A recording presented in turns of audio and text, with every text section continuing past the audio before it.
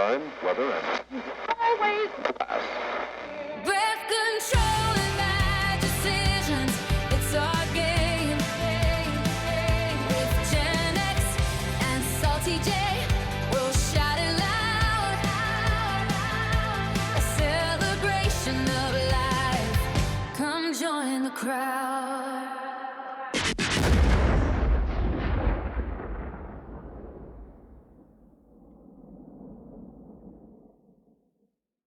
Do you ever struggle with opening your over-the-counter medicine and have to resort to sharp objects to not only open the box, open the packaging, and then maybe find an adultier adult than you to open the actual bottle, and then you gotta pick through then you gotta get another sharp object to open the tamper-proof piece, and then you gotta pick out the piece of cotton or whatever's blocking the medicine?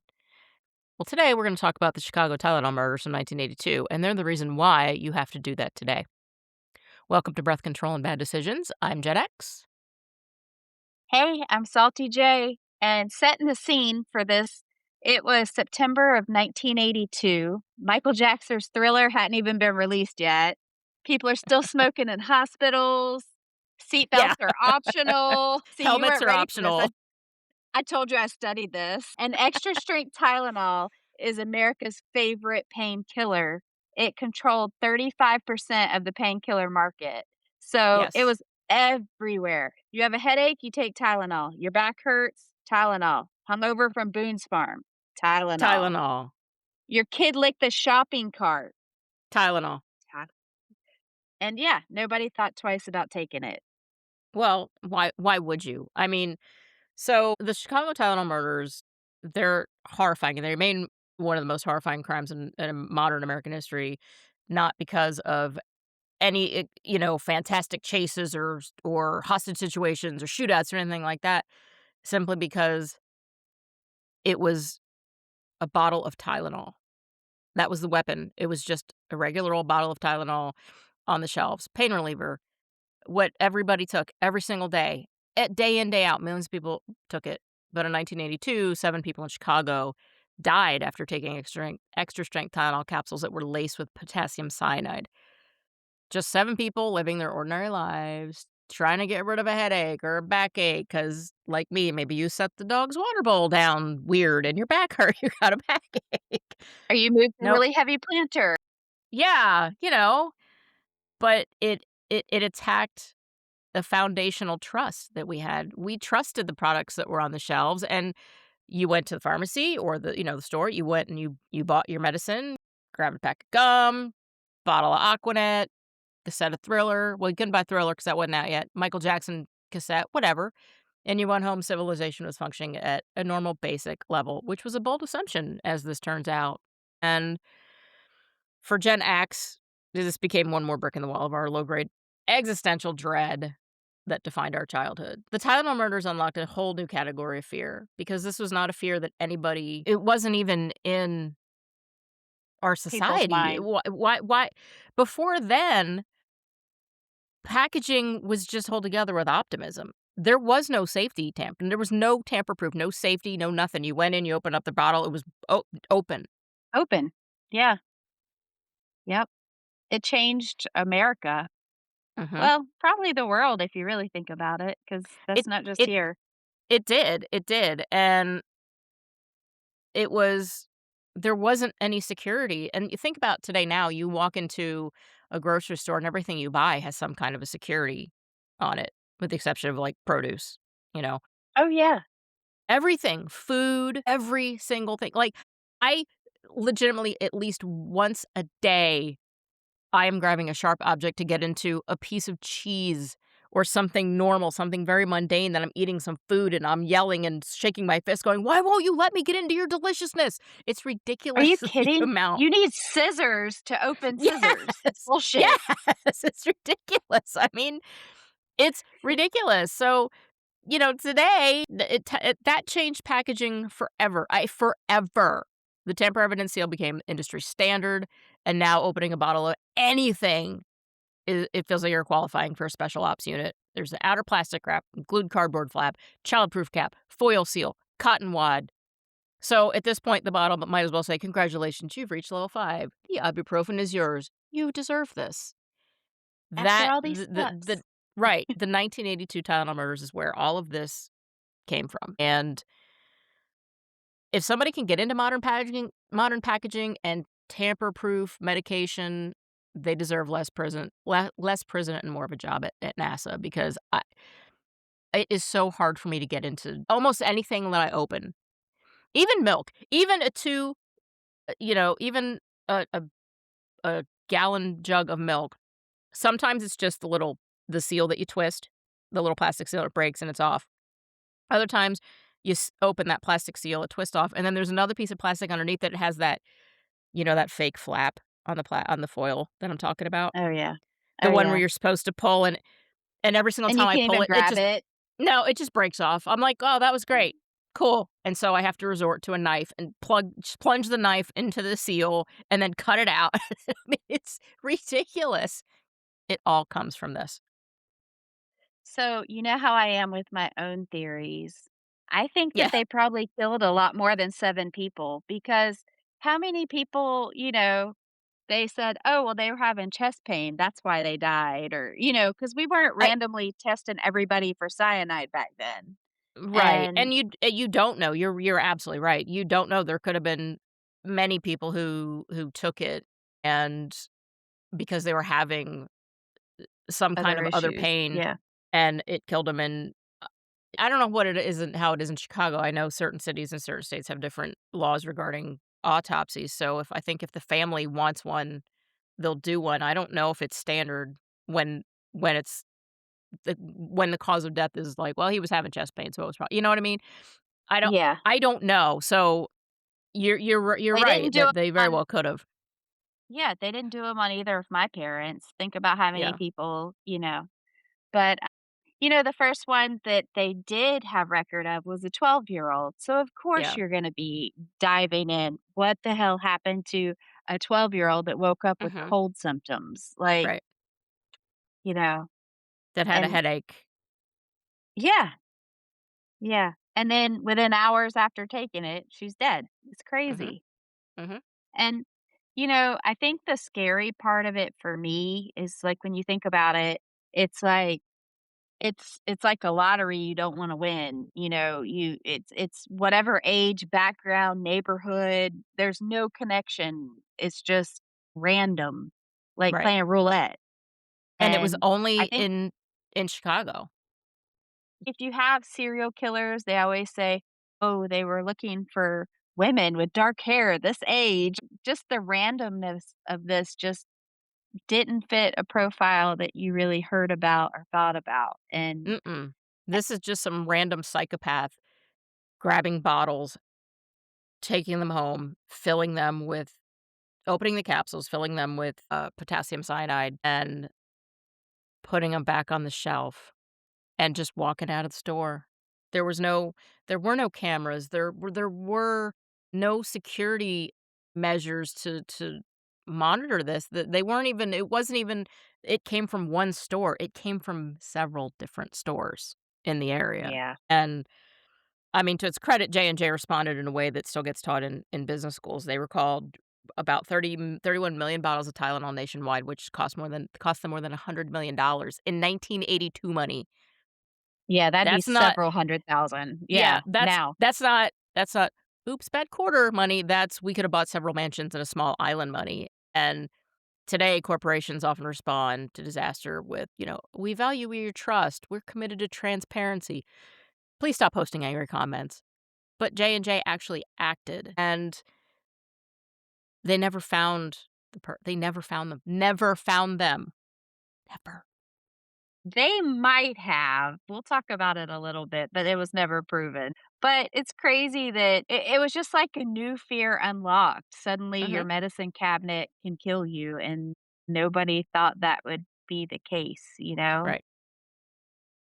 Can you imagine in all of history of medicine being available over the counter until 1982, there was no safety packaging Yeah. Well, until 1982. Think about that, really think about that. It was just, "Here, we're putting this product out. Anybody can open it, get into it, do whatever the hell they want, and it's just here on the shelves, do whatever."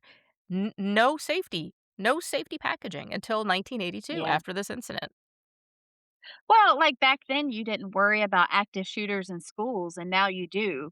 It's like, back then, it was like we were scared of strangers Mhm. and killer bees.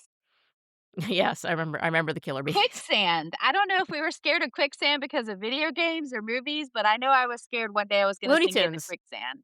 Looney Tunes. Yeah, that's probably it. And Looney then Tunes had me believe in quicksand was gonna be a bigger problem than it actually is. Same with, In Search of and the Bermuda Triangle. That show In Search of by oh, when Leonard yeah. Nimoy narrated, I was like, "Man," I mean, I really thought the Bermuda Triangle was gonna be just a huge problem. I really did. I Yeah. was like, "Man, that's a big major deal. That's a huge thing." It's not at I all. was I was scared of that too now that you brought Yeah. that up. And, Yes. like razor blades in your Halloween candy and Yeah. which never, never. And then all of a sudden it's like poison medicine. It Mhm. it just you know, but speaking of how we didn't worry back then about active shooters, well, now you do, but that's because of so many copycats. And so Mhm. now they worried after this about copycat killers, and they actually had some that tried. I don't know if they succeeded. I'm sure somebody has, but they did have copycats after this, which is absolutely terrifying. It gives Mhm. people an It idea it and gives then people an they idea. and and it was kinda crazy because the hospital started issuing warnings, and then the police were actually driving around with loudspeakers to let people know. We didn't have text or, Uh, like uh-uh. can you imagine, like, a car driving by, like, "Don't take your Tylenol, you will die," like, that is just unreal, and if it happened today, like, it would be viral on, like, Facebook and TikTok, and everybody would be talking about it and showing but back then, they didn't even have, like, the lot numbers, UPC codes. All of that has changed so you can track it and go back to what happened. Mhm. And it's what's sad is that it always takes something like that to improve something, right? Plane crashes improve the mechanics and the systems in airplanes and aircraft, and food illnesses change the way food is processed and packaged, and now you have this incident which changed the way over-the-counter medicine was packaged. It's still Yeah. hard for me to wrap my head around the fact that before 1982, there were no safety, tamper-proof packaging of over-the-counter medicine. It was just, "We trust humanity." Yeah. And, you know, I think the creepiest part of this one is that it is unsolved, so you're like, "Did somebody get away with this?" Mhm. It's crazy, and now it's like a decades-long war for arthritis sufferers, like, for 40 years, it's just gotten continually harder to open bottles? It's like, push Yeah. down, It's it turn it it is, left, it's turn it ridiculous. right, recite the Pledge of Allegiance, sacrifice a Yeah. goat, like Give us a blood and then donation. yeah, but then you hand it to a three-year-old and they just, like, open it and hand it back. Yeah. I wish they made an option for people that did not have children in the home that was just like, here's some pills. Here's a Yeah. bottle. It has tamper-proof seal on it, right? But the lid itself is just a normal lid. When I die, they're gonna be like, "What was her cause of death?" It was a mild headache, and she couldn't She open the couldn't open the Advil." bottle. Yeah. I mean, that's exactly it. I have a med that I take that has a it's a safety bottle cap, but you can jailbreak it. Yeah. So, every time I get it, when it's refilled, I have Eric jailbreak it for me so I can open the damn thing. Because Oh, that's cool. once you get through all the packaging, that cap is still obviously childproof, but you can jailbreak that cap, and he figured that out, and I was like, "Jailbreak this for me because 'cause I'm tired of fighting this every damn morning." I bought this fuel additive for my car yesterday, and I opened it, and then I sealed it back, and then I went to go open it again later when I got a funnel, and I could not open it. Like, I sat there for 10 minutes. I took it to Koji, and I thought he was just gonna open it and laugh at me, but he couldn't open it. So, anyway, I have to return it because I can't even open it to use it now, like, the cap is Ugh, defective. So, that thank you, that's ridiculous. Tylenol murderer. Now I have to Yeah. go back and return it, and I hate returning It's stuff. It just is it's when you buy like, when you buy shower gel or anything for the shower that, it squeezes out, not a pump, but a yeah, squeeze. It always has that seal yeah. on it, but you don't realize it until you're already in the shower and you're soaking wet and soapy and you're trying to open the thing, and it's like, I have to use my teeth Well, to get to get traction on it and then open it. It's ridiculous. I always had a fear, I don't know if it was in a movie or what, but that somebody would replace the shampoo with Nair, and then I would be bald. I think that was always a running joke, like a practical joke that somebody was gonna do that, but Nair has a very, very Yeah, distinct scent, a very distinct scent. yeah. Like acid shit. I don't know. Yeah, it Yeah, I just hate it. there is a it smells like skunk. It's just a very you would absolutely know if somebody put that in your shampoo. You'd be like, "This shampoo smells rancid."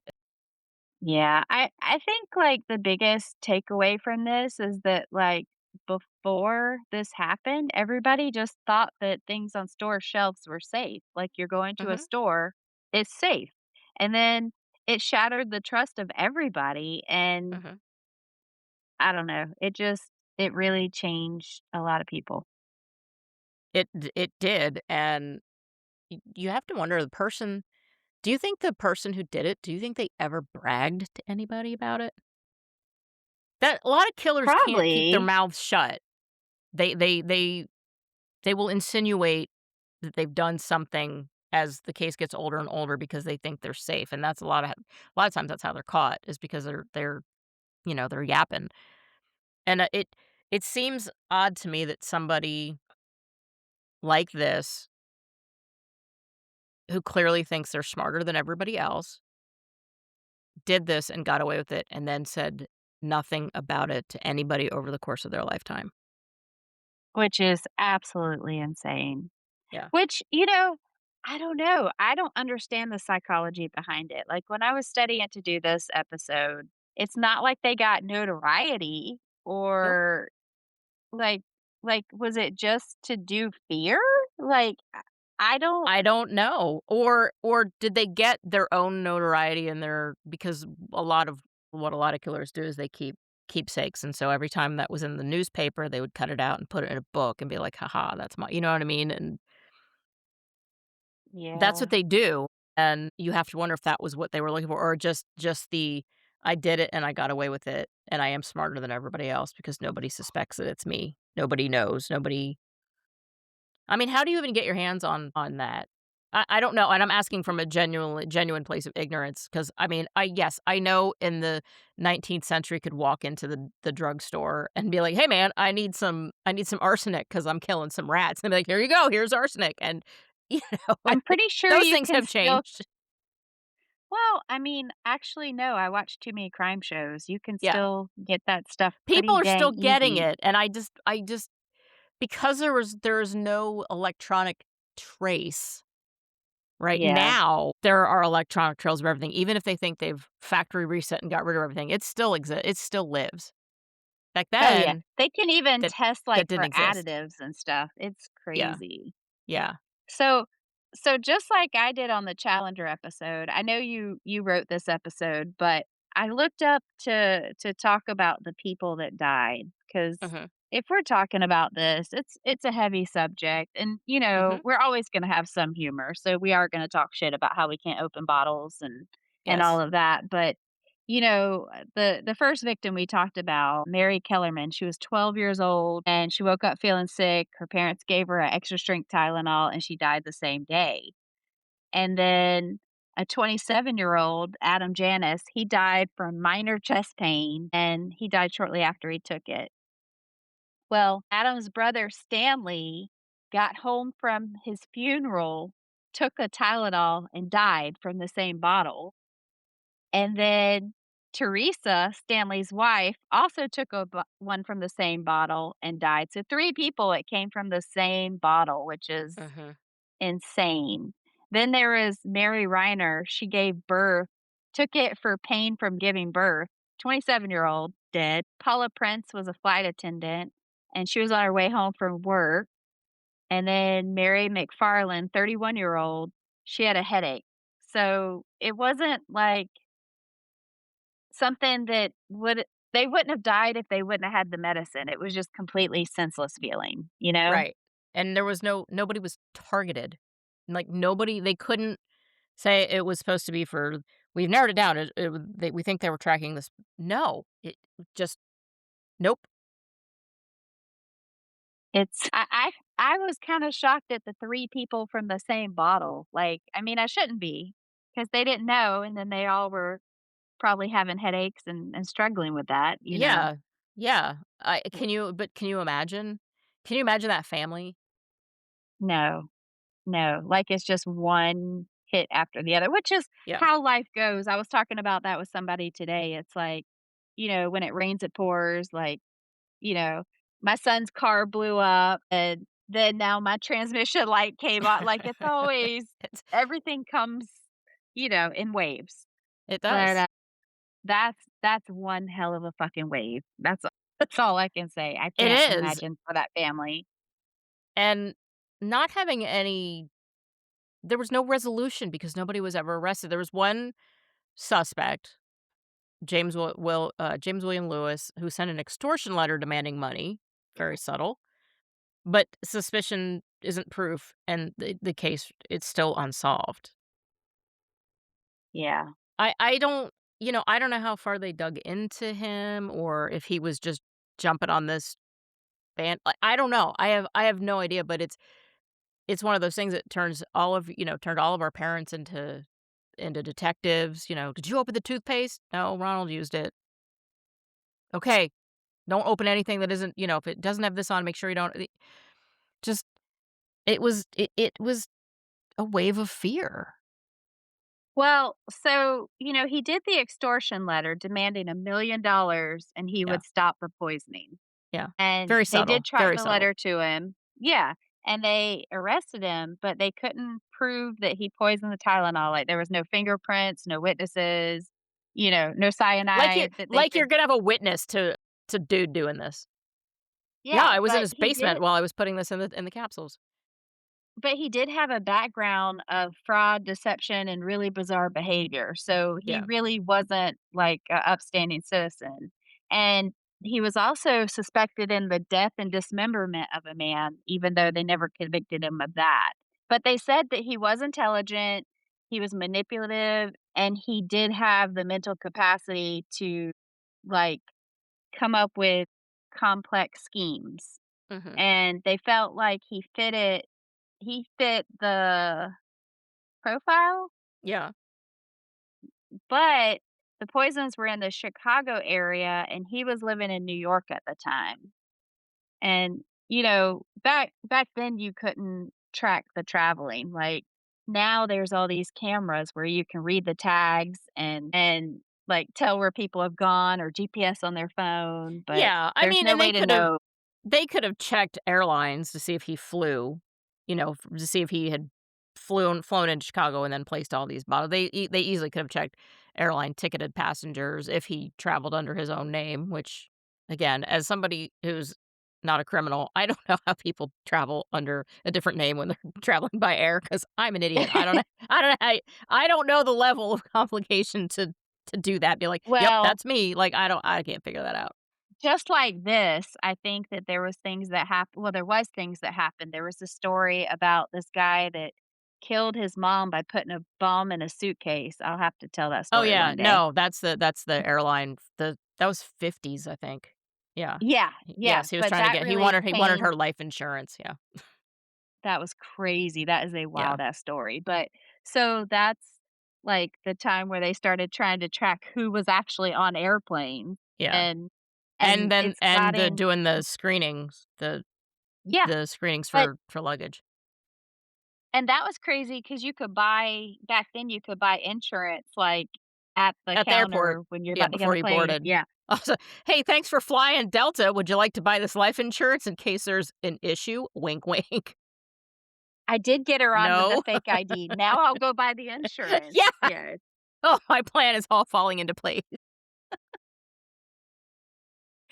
Yeah, but they also thought it might be, which is why they pulled all the meds, they thought it might be a disgruntled employee Right. at first, and so they didn't know if it was happening at the factory when they did pull all the meds, but seriously, I wish more big companies were that proactive because they probably, you know, they probably have saved so many more lives. The way you Mhm. said business schools are teaching that that was, like, the proper response and the best Yeah, thing they they do. could have done. Yeah, it is still taught in business schools because think about that today. If that happened today and it was based in Chicago, they would pull them off the shelves in Chicago and be like, "Everybody else is fine," until somebody else died. The weird thing about this to me though, like most people that commit crimes, like they get something out of it.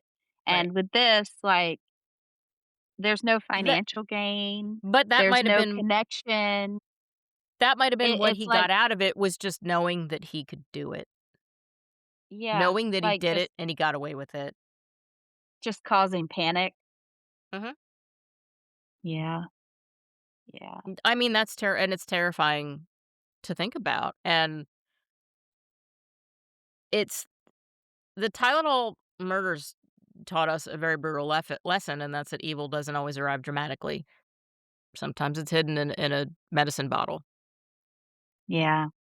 I looked at the FBI profilers thing and they said that the person was organized, intelligent, familiar with cyanide, all common sense, I know, Obviously. comfortable with taking risks, detached from the victims, and motivated by power and attention. But the power and attention thing, like, they weren't Well, getting it the besides maybe power watching the news. the power is in the knowing that he did it.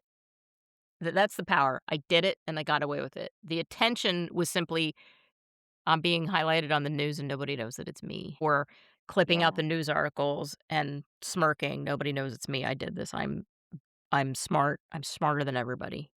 They'll never know." Yeah, I mean, it's kinda crazy because you get this idea that the FBI is so powerful and they can do anything or solve anything, but they have no clue who did this, yet, my mom could tell you who lied 3 counties away Mhm. about leaving a cup in the living room, it just I think it makes you realize that a lot of people get away with things they shouldn't. Yeah. Well, and I think also for at the time, nobody thought that a bottle of Tylenol would contain cyanide. So their minds weren't going in that direction. "Oh, it's probably to check the Tylenol, it's probably poison." Nobody was thinking that. So, Yeah. you have to remember that too, that would not have been on anybody's radar. That certainly not. I wouldn't go check the aspirin. Did we check the aspirin to make sure it's not poisoned? I would be suspect number 1 if I said that about somebody. "What do you mean poison aspirin? What are you talking about?" I wonder if that hurt Tylenol to where they they came up with all the other brands just because people didn't trust it, although they should if they're gonna be that reactive to it and try to Yeah. protect the community. I Well, don't I know. mean, other brands were still on the market. You had Bear, obviously, and Addison was around. That's an oldie. I was 11, so I don't remember all the name brands of medicine back then. Obviously, Tylenol was the big one, Tylenol and Bear. But yeah, to your point, you should have trusted them with the manner in which they reacted, and then they produced tamper-proof packaging for everybody. I feel like people that do this kinda stuff, they're really just weak, and it's like, Mhm. I I don't know It's how to a it's say it a except for I'm jealous of they everybody. feel Everybody has a better life than me, and I'll show them, yeah, but like, if you can't be this is how I'm gonna important, do it. Right. you just feel insignificant, so you're just gonna try to hurt others. That's what it Yes. feels like. I That's don't know. that's and that's how I mean, that's most of them, right? That's most of them. Yeah, like serial killers and Mhm. which this is a serial killer if you think about it, Yes. but you know what I mean. Yeah, they Yeah, were. They killed 7 people. That's serial killer. that we know of. Yeah, Yeah, yeah, you're right, that we know of because you're absolutely right. There could have been many others. yeah, It's yeah. so the whole thing it just taught you, "Holy crap, I'm not even safe from products that I that I'm buying, that we're buying at the store. And imagine parents going through their medicine cabinets and getting rid of everything in there to make sure their kids don't take them either. Do you know? Because I don't know. Do you know if parents were really paranoid about their Halloween candy before this, or was that kind of like when people started feeling unsafe about things being packaged? The Halloween candy was, I want to say, in the late 70s because the kid who ate a pixie stick and died, but that turned out that his father was the one who killed him. His father's the one who poisoned the pixie stick, but that started it. That started the Halloween candy. I remember coming home and dumping my candy out on the table and my dad going, like, holding it up to the light, making sure nothing had been like, I remember all of that. But Well, my that's parents what started the Halloween candy, was the guy whose son was killed by he tried to blame it on a okay. neighbor, but it came out that it was him. He was the one who did it. The real danger was just the fact that my dad would see everything I had and then, like, eat half of it. And then take half of it, yeah. It'd be like, "Oh, you can't Yeah. have that. This is mine. This is mine." Yeah. I'm not sure if this one's sealed correctly. I'm taking Right. this one. Well, I mean, wouldn't you do that? "Oh, this Reese cup looks like it's been tampered with. I'm gonna put all the tampered things that look like they've been tampered with over in this pile, and then Yep. everything that I deem clean is gonna stay over here." No, yes, you're right. I can't remember if my parents did that. I don't know if they did or My not. dad I 100% will did have to it. ask them because I very much take after my dad, and that is absolutely something he would do, because I would do it if I had kids. I'd be like, "Oh, yeah, that look at that. See that little rip right there? Yep, that's from Tupperware. That's gotta go over here." I think this is probably one of the biggest criminal investigations ever. And, because they had, like, the FBI, the state police, local police, and it's like, how do you have all those people and 40 years later, you have nothing? It's just I don't know. It Yeah. still kinda baffles me It's how it's life still can it's go like still that. it's still really scary that somebody did this and got away with it, and God only Yeah, knows what and else they did. yeah, and because of them, now we got, like, the tamper-proof seals Now and, we like, now we now glued. everything is tamper-proof to the point where I'm yelling at string cheese because I can't get into it.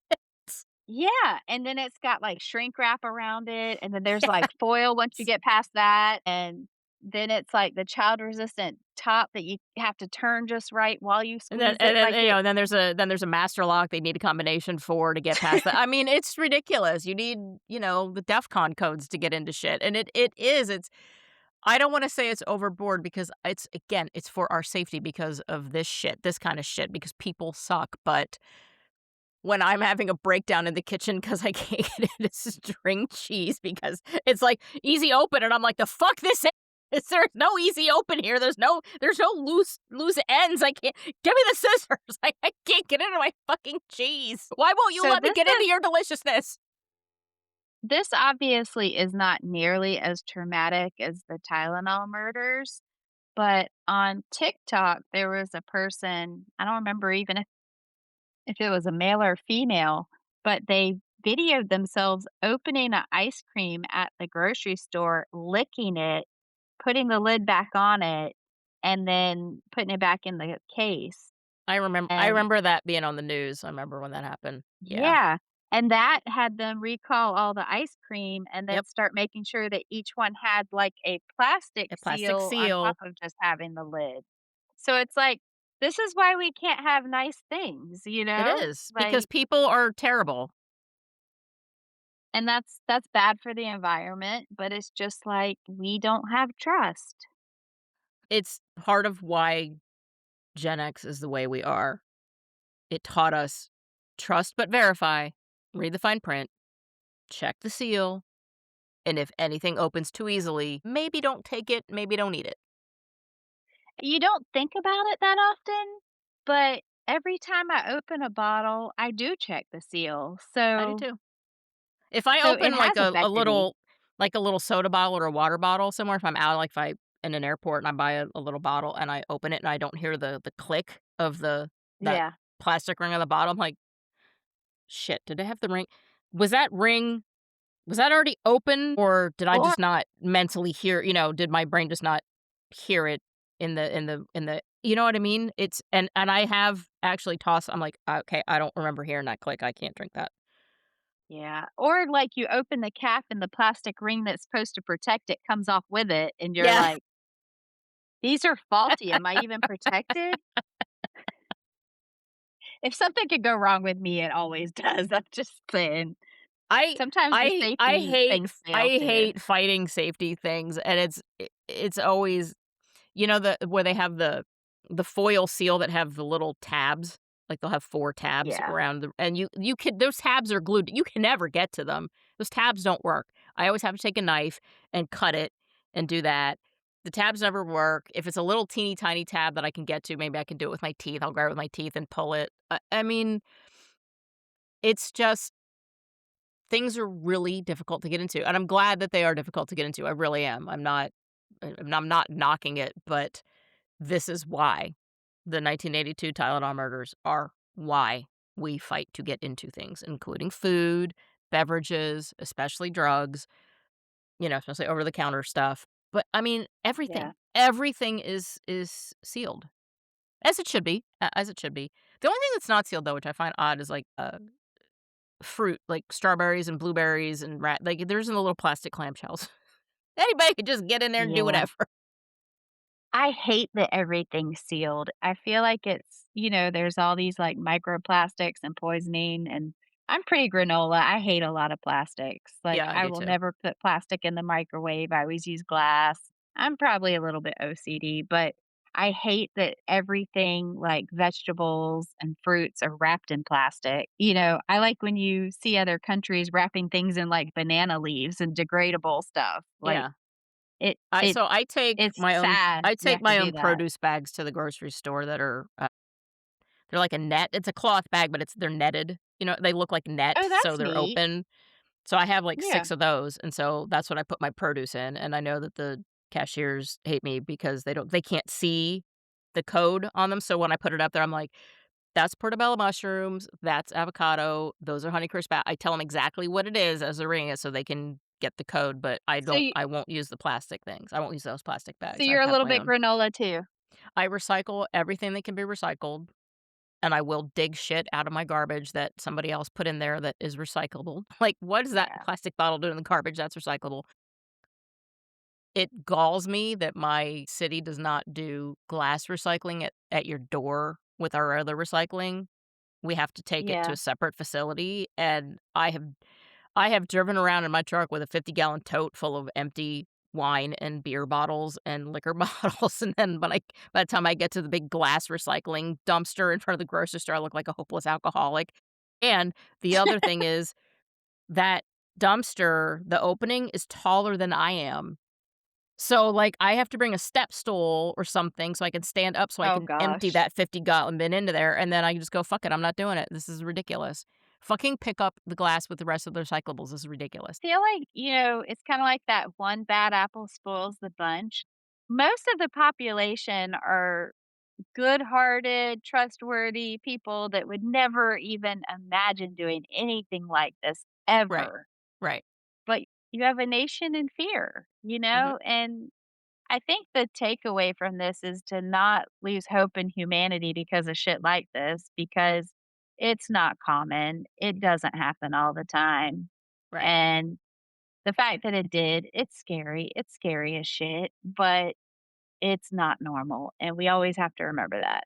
Right. It's certainly out on the edge of the periphery of normalcy, and what we did get out of it was everything is tamper-proof. Everything. And this is the reason why everything is tamper-proof.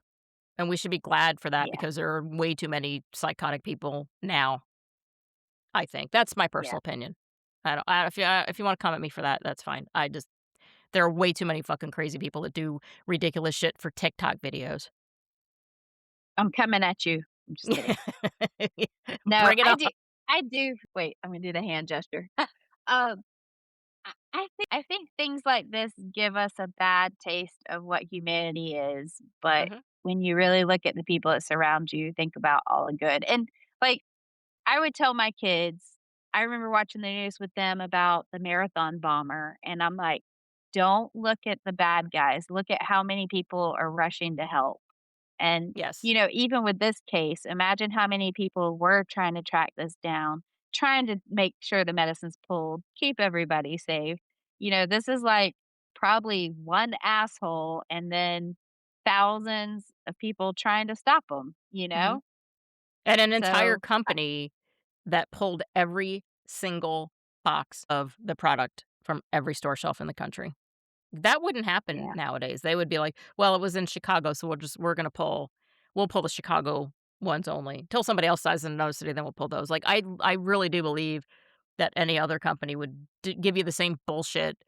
"We take this seriously, you know, we're looking into it. We've put a recall out. We're pulling these." I don't think they would yank every single product in every part of the country because I firmly believe they would stick with the, "Well, it's just happening in Chicago, so we're just gonna pull those." Yeah. Yeah. I could be wrong, but I'm cynical because 'cause I'm Gen X.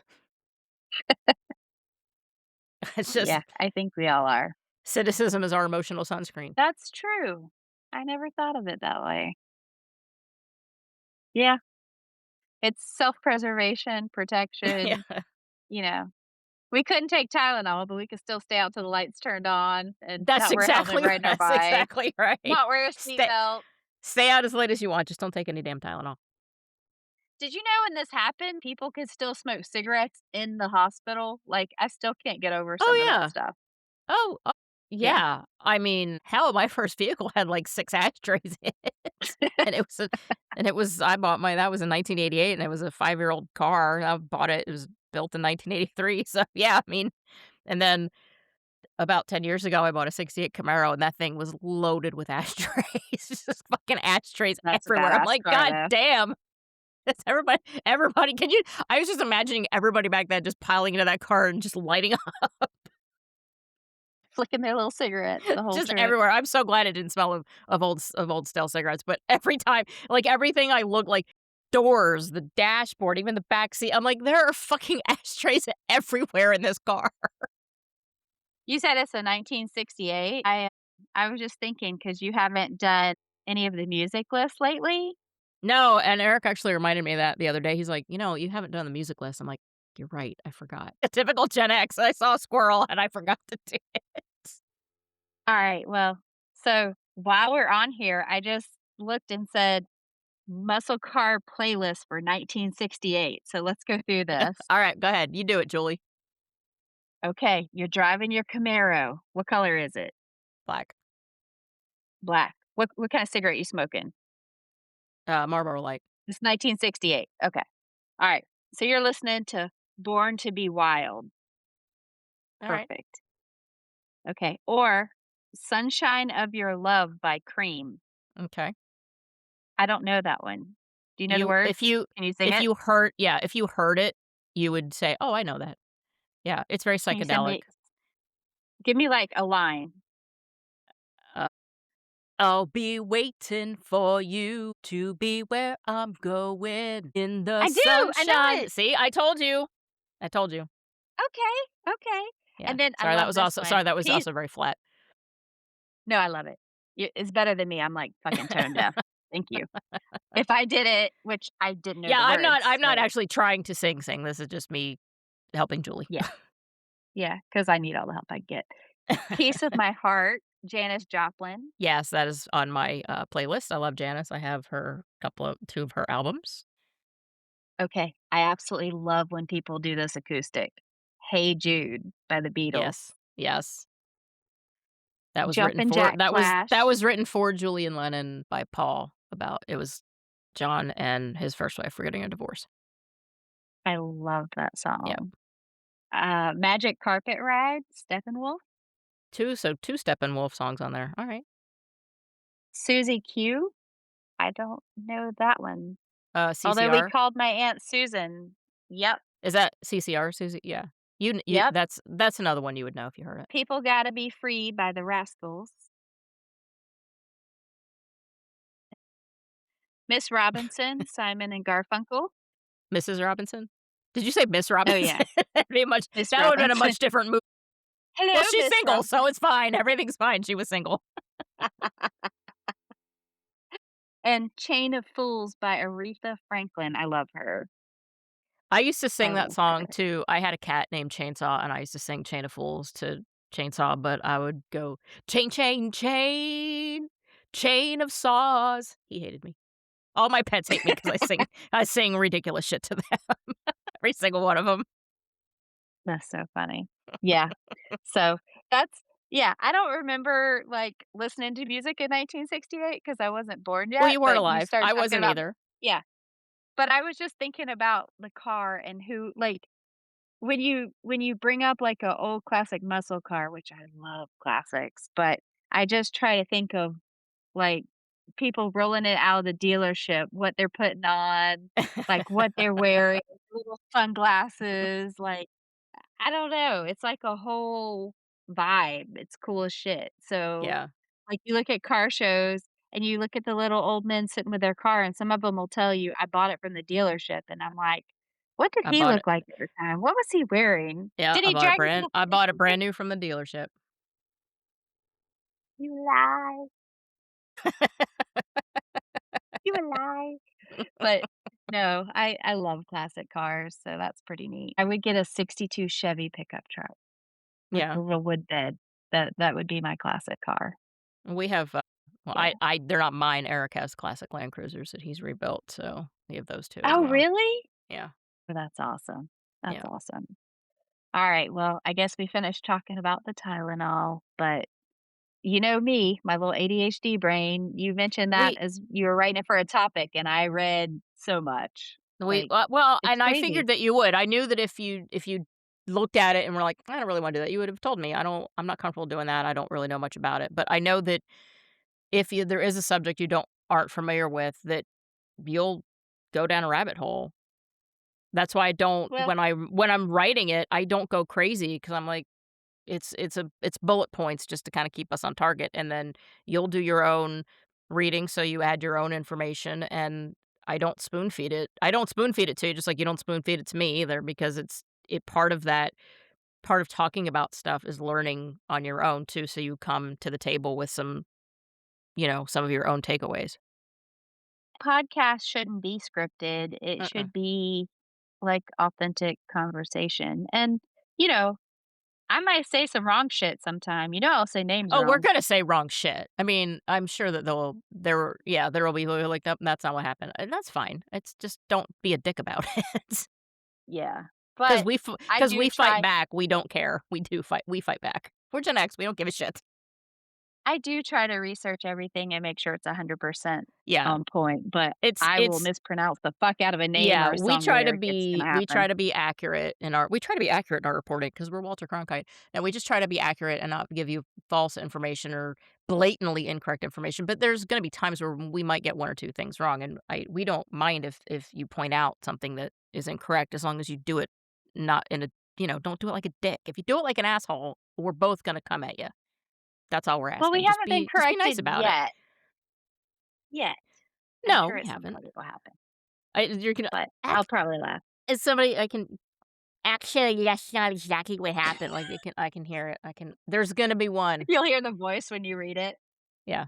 Yeah, Anybody that alright. starts anything with "actually," I'm like, "I hate you already." "Actually, that's not entirely correct." Okay. Maybe deliver Tell that you what, in a different manner. if somebody proves us wrong on something, I will do a short little video clip and let them explain how we were wrong, and I will post it. I think that would be hilarious. And you can do it in the voice. You can't actually do it in that, "Well, actually, Actually, this is really what happened, so I'm just gonna correct the record because you were what's that stupid." I just pictured, like, Urkel, the little kid with the glasses, and he's got, like, his pants pulled up to his nipples. That's always a voice that I hear in my head when it's just that, "You're not that's not entirely correct. You shouldn't do it that way because that's not right." As I spit on sorry, I everybody's probably like, "Ah, stop." I That's just didn't the even voice. know you That's the could do voice a I hear voice. in my head, especially when you start anything with, "Well, actually," 'cause Yeah. that they punch up actually with that it gets very nasally and it's they're building that pomposity up. Well, actually, that's how it comes across. So I again, feel we're like fine that's if how the Tylenol killer would yeah, sound. we're fine Like, if if you correct us if we're wrong on something. Just again, just do it like a normal human being. Don't be a dick about it. if you say, "Well, actually, we're gonna roast your ass," that's what she's saying. Fuck off. we we try our best to present accurate information, and a lot of it is from memory. So if something is fuzzy in my memory, I will go make sure I have the right information because I'm like, oh, did I remember that correctly? I don't know. That seems weird. Is that what actually happened? I wish we could, like, And then I'll talk go to research it, everybody. and I'll go, yes, that is exactly what happened. Good for me. I I remembered. wish I wish we could talk to everybody on the Facebook page before we do the episodes because, like, they have some of the funniest comments about shit we talk about too. Like, I love that everybody from our generation has so many of the same stories. It's like you could just bring up a topic and everybody's got like a trauma or a different story to it. It's pretty neat. Right. And that's the whole point of the interaction is here's the episode, we're dropping this episode, it's about this, and then everybody's like, "Oh my god, so this is my side. This is my story. Here's what happened when I was babysitting, or this is what happened when I did that." And that's the best Yeah. part. We can't do it beforehand because then we'd have 100 different stories and we don't have it's not it's we don't have time for that. So So anytime share you your have to stories take a in the bottle, group. anybody that has to like go get scissors, go get a knife, go take a bottle to somebody else to open, I just want you to like say, "Fuck you, Tylenol killer." And like Yes. that's the takeaway I want from this. Just tell them to fuck off. Yeah. Cause yeah. We shouldn't have to know NASA codes to get into a bottle of aspirin. It should be tamper-proof, 100,000,000,000% it should be tamper-proof. The glue and the plastic and then the next layer of plastic and then more glue and then, that it gets a little overkill. Pardon Yeah. the word. Oh yeah. No pun intended. Yeah. Yeah. All right. Well, until next time, have a good one. We will miss you. We'll see you on the Facebook page. We'll see you there. Bye. Bye.